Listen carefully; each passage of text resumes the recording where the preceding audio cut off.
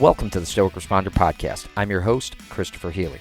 As a special agent who spent more than 15 years conducting large-scale fraud, money laundering, and public corruption investigations, Stoic philosophy provided a mindset edge that became the foundation of my professional success.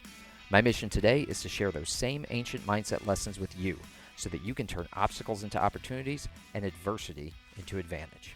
Time to muster up. Hey everybody, welcome back to the Stoic Responder Podcast. This is episode 115, One Safe Harbor. Folks, let me start you out with a quote from our friend Seneca. We talked about Seneca yesterday. Seneca, of course, was the playwright, the poet, the advisor, I believe he was a senator. He probably was an elected official at some point, or a senator at some point, but certainly a political advisor to emperors like Nero and others, and a great inspiration to Emperor Marcus Aurelius. He's also one of the most prolific writers among the Stoics, and we have probably more of Seneca's quotes than just about anyone else, just by virtue of how prolific he was at writing. So we're going to start you off with another Seneca quote today, kind of keeping the theme from yesterday, which is giving you some anchor points, giving you a safe harbor, as it were, in this holiday season, the season of indulgence and excess, where things can spin out of control. I want to give y'all some quotes and some Stoic advice to help you get through these last 2 weeks of the year. Real quick, before I get into the quote, just a reminder, this is the last week of episodes.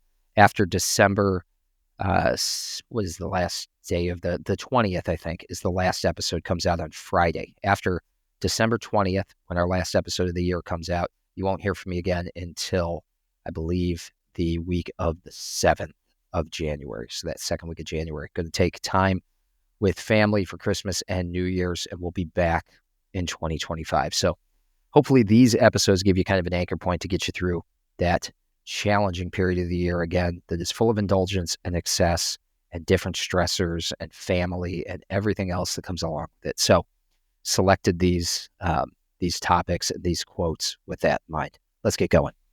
Seneca tells us, "For the only safe harbor in this life's tossing troubled sea is to refuse to be bothered about what the future will bring and to stand ready and confident, squaring the breast to take without skulking or flinching whatever fortune hurls at us." Seneca talks a lot about fate. He talks a lot about how, and the Stoics talk a lot about fate, how we have to accept fate. We have to be willing to lean into and accept fate and not buck against it, because so much of what happens to us or is fated to happen to us is a cause of the external. And we do not control that external. We only control what happens to us, how we respond to what happens to us. A great example of this, and what I immediately thought of when I read this quote, was Sebastian Junger's book, The Perfect Storm. Now, maybe you've read the book, maybe you've seen the movie. The movie stars Mark Wahlberg and George Clooney, and it details this freakish confluence of weather events in New England that led to the 1991 Halloween nor'easter that caused billions of damage along the coast of New England, sank, damaged, and downed numerous ships and aircrafts, including the sword fishing vessel Andrea Gale, which is the subject of the movie. The book is a little bit more inclusive in terms of the different books and different boats and characters and people who are out there. The movie kind of, brings it down to a little bit more of a finer point, because it's a 2-hour movie and really focuses on the crew of the Andrea Gale. Highly recommend both. I love the book, and one of the reasons why I love the book is because, this storm occurred in 1991. I was living in coastal Maine at the time, so I was very aware of it. We lived through it. I remember that storm. It did tremendous damage in the town that I was living in at the time. We had roads washed out. We had, I believe, a man was washed away. He was washed away down the Nonsuch River in his pickup truck. We had, it caused terrible damage inland in coastal Maine as well. So we're all very aware of it. And also, a number of the boats that were involved in this, including the Coast Guard cutters that were involved, including some of the rescue crews, including some of the sword fishing captains who were out there, had strong ties to the area that I lived in, Portland, Maine. One of the sister vessel to the Andrea Gale, the captain of that vessel was from Maine. And so a number of the people who were out there and dealing with this were from my area. And so we paid attention very closely as the search for the Andrea Gale went on. And so when this book came out, Some years later, it was a big hit in New England because we all wanted to hear this story at a deeper level. Interesting to me, 5, 6, 7 years later, when I went to work for Casco Bay Lines and started working on the water on boats. This is, I guess, probably late 90s, so probably 98, 99, I went to work for Casco Bay Lines. At that time, a number of the Coast Guardsmen who responded and who were out there trying to save the Andrea Gale and trying to save some of these other ships that were breaking apart, were guys that I met and worked with. I knew guys who actually were involved in this storm. And so it's something that came to mind immediately when I read this quote about being ready, standing ready and confident, squaring the breast without skulking or flinching for whatever is hurled at you, because that's who I think of. I think of the Coast Guardsmen who were out there during the perfect storm. Now, for the Andrea Gale and for others, this nor'easter was a literal fight for survival, right? We're talking 30 to 40 foot seas. We're talking hurricane strength winds, and you're out, on the Flemish Cap. You're out in the middle of nowhere where you have no expectation of anyone coming to save you. Now, that is horrifying, obviously, but life can whip up its own troubled weather just as easily as Mother Nature can. And it can throw us to the ground unexpectedly and overwhelmingly with the weight of 100 crises emerging all at once. I can tell you from personal experience, having gone through something like that a couple of years ago, that kind of perfect storm in our lives where father-in-law is terminally ill, oldest daughter needs 2 life-changing surgeries, job is pulling me in 15 different directions around the country, my wife's business is blowing up in a good way, but all of those elements mixed together just put us on our backs. And what do? Well, the only way to survive those sort of raging storms in your personal life is to square your shoulders and shout back, as Edmond Dantes does in The Count of Monte Cristo, do your worst, for I will do mine. I get to reference The Count of Monte Cristo and The Perfect Storm today. That's a good day on the podcast. But that's all you can do. Square your shoulders and shout back, do your worst, for I will do mine.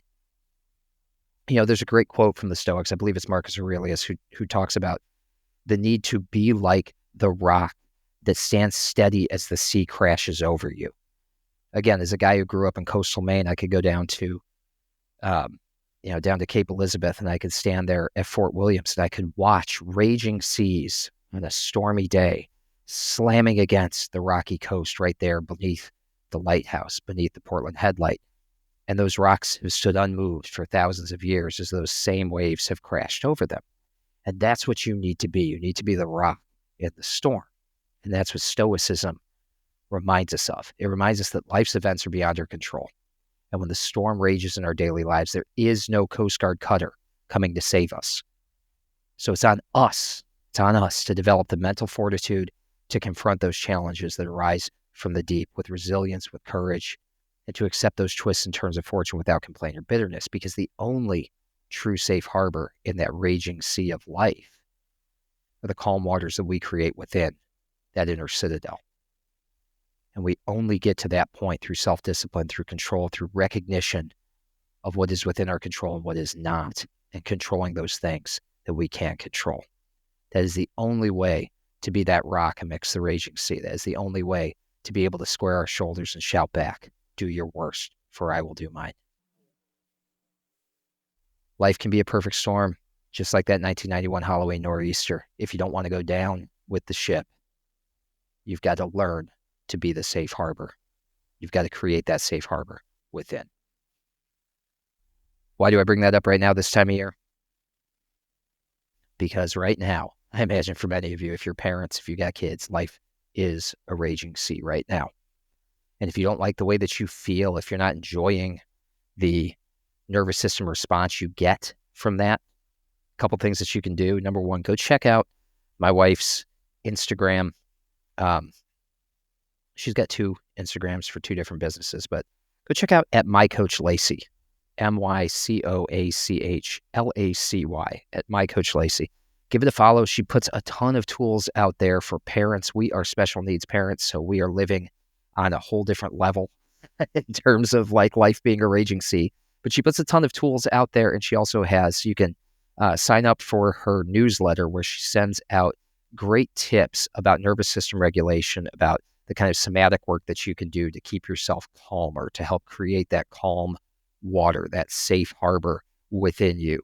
She approaches it from a different perspective than I do with the Stoicism, but she really does talk about how the body and nervous system regulation works, and that's a great place that you can go to get some pointers. We have another good friend who she will reference on her page periodically, who puts out a community program for moms in particular to keep safe, to keep their nervous system safe and regulated in times of great stress. And so all of that, you can find those resources on my wife's Instagram, mycoachlacey, or if you need some help with some journal prompts and with some things that kind of bring you back to zero, that can get you back to that balanced place, that calm harbor within, pick up a copy of my book, In Valor, 365 Stoic Meditations for First Responders. It's available on Amazon, Barnes & Noble, Walmart, anywhere you get your books. You can get it on Prime, get it sent to you in time for Christmas, but it's going to give you some tips, some pointers, some daily journal entries, and some pointers like this with some quotes from Stoics like Seneca, who know a little bit about life's raging storm. And hopefully it gives you some work to do that will bring you back to that state of nervous system regulation. So, folks, here's hoping that you find that one safe harbor this holiday season, that you create it within. Until next time, until tomorrow, you are out of roll. Thank you for listening. If you enjoyed this episode, please take a moment to subscribe, like, rate, and share this podcast so that we can spread the benefits of Stoicism to other first responders. It will only take you a few moments, but it can help us tremendously. Until next time, out of roll.